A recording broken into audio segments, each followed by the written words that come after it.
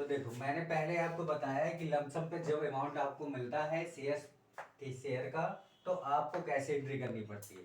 फिर इसके बाद मैंने बताया इंस्टॉलमेंट में, तो इंस्टॉलमेंट में एंट्री अगर आपको अमाउंट मिल रहा है तब आप क्या एंट्री पास करेंगे अपने बुक में। तो एंट्री पास करने के लिए जब अंशों की राशि किस्तों प्राप्त हो, यानी कि when the shares money received on instalment. Instalment के सिस्टम में आप कैसे अमाउंट आप लेते हैं और लेने के बाद में आप अपने बुक में किस तरीके से जर्नल एंट्री पास करोगे। तो ध्यान देना, सबसे पहले आपकी बुक में यानी कि क्वेश्चन में गिवन होगा कि एप्लीकेशन यानी कि आवेदन, on receipt of application money, यानी कि आवेदन में कितने पैसे दिए हुए हैं, तो उसके अकॉर्डिंग आप एंट्री पास करेंगे bank account debit to shares application account. Okay, इसके बाद में ये जो एंट्री आप पास करेंगे तो यहाँ पे आप अमाउंट देखेंगे, कितने शेयर हैं उसकी फेस वैल्यू देखेंगे, कितने का एक शेयर की वैल्यू है, उससे मल्टीप्लाई करा के अमाउंट शो करेंगे। वो मैं एग्जांपल बताएंगे, जब सवाल चालू करेंगे तब बता देंगे, ठीक है। पहले एंट्री आपको ध्यान देना है कि bank account debit to shares application, इसका नरेशन है, इसको शो कर लीजिएगा। बीइंग एप्लीकेशन मनी रिसीव्ड मैंने शॉर्ट में बताया है, शॉर्ट में बताने की कोशिश की जाके ताकि ज्यादा लंबा क्वेश्चन ना घुस पाए, क्योंकि आपके पास टाइम तो रहता नहीं है। तो इसके बाद में, क्योंकि अगर आप जर्नल एंट्री बनाने बैठेंगे फिर उसके नरेशन बनाएंगे तो टाइम लगेगा, इसलिए शॉर्ट में ये आप लिख दीजिएगा बीइंग एप्लीकेशन मनी, ठीक है। ओके, अगला है इसके इस अमाउंट को ट्रांसफर किया जाता है कैपिटल अकाउंट में। तो when the application money transfer to capital account, अगर इस पैसे को आप ट्रांसफर नहीं करेंगे तो पता कैसे चलेगा कि आपके पास कितना पैसा है, ठीक है। तो शेयर्स एप्लीकेशन अकाउंट डेबिट, यानी कि ये ओपन किया तो यह बंद हो जाता है, shares application account debit to shares capital account, ठीक है। इसी तरह से इसमें भी आप नरेशन शो कर लीजिएगा, being shares application money transfer to capital account, ये आप इसकी नरेशन हो जाएगी। फिर इसके बाद में बेटा क्या होता है कि आप जब एप्लीकेशन लेने के बाद में अलॉटमेंट की बारी आती है, यानी कि allotment, when the allotment money due, यहां से पैसा मिलता नहीं, पहले बताना पड़ता है कि अब अलॉटमेंट कर रहे हैं तो आपका पैसा देने के लिए तैयार हो जाएगी, यहाँ तैयारी करवानी पड़ती है। तो shares allotment account debit to shares capital account. Okay, आपको क्या करना पड़ेगा, shares allotment account debit to shares capital account, इसकी भी नरेशन आप लोग शो कर लीजिएगा।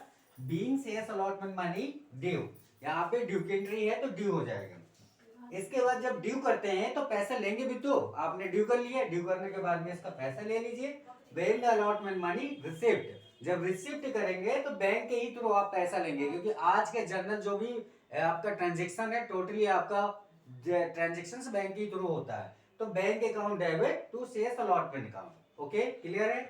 इसके बाद में आपकी पांचवी एंट्री जो आप शो करेंगे, when the first call money due, यानी कि इसके बाद में एप्लीकेशन अलॉटमेंट के बाद में आप आते हैं अब फर्स्ट कॉल। तो first call when the first call money due, यानी कि फर्स्ट कॉल पे आप पैसा जो बाकी होगा फर्स्ट कॉल पे मांगेंगे, तब मांगेंगे तो आप एप्लीकेशन शो करेंगे, एंट्री शो करेंगे shares first call account debit to shares capital account. Clear, इसकी भी नरेशन वही बनेगी, डी यहाँ पे ड्यू है तो ड्यू की एंट्री, ड्यू की ही आप यहाँ पे नरेशन शो कर लीजिएगा। क्या करेंगे, बीइंग शेयर, ओके समझ में आ रहा है ना, being shares first call money due. Okay, short में ही लिखेगा। अगला है 6 नंबर है जो आपको मैं बता रहा हूँ, when the first call money receipt, जैसे कि अलॉटमेंट में पहले ड्यू किया फिर पैसे लिए, इसी तरीके से फर्स्ट कॉल में भी मैंने क्या किया, ड्यू किया फिर पेमेंट लेने के टाइम पे, यानी कि पेमेंट जब लेंगे तो bank account debit to first call account. Okay, अब आते हैं लास्ट कॉल में, यानी कि when the second and final call, यानी कि कुछ पैसा बचा रहेगा तो उसका हम लोग फाइनल कॉल पे पैसे मांग लेंगे, यानी कि when the second and final call money due, यहाँ पर भी ड्यू की कॉल करेंगे। तो आप क्या करेंगे, shares second and final call account debit to shares capital account. Clear है। फिर इसके बाद में नेक्स्ट इसी अमाउंट को पैसे लेने की एंट्री कर देंगे, when the second and final call money received and bank account debit to shares second and final call account. Okay, समझ में आया। इसके बाद में बेटा और भी कुछ बचता है इसमें, जैसे कि मैं आपको अभी नहीं बताया है कि आप शेयर्स का जो इशू करते हैं हम लोग, तो 3 टाइप से करते हैं।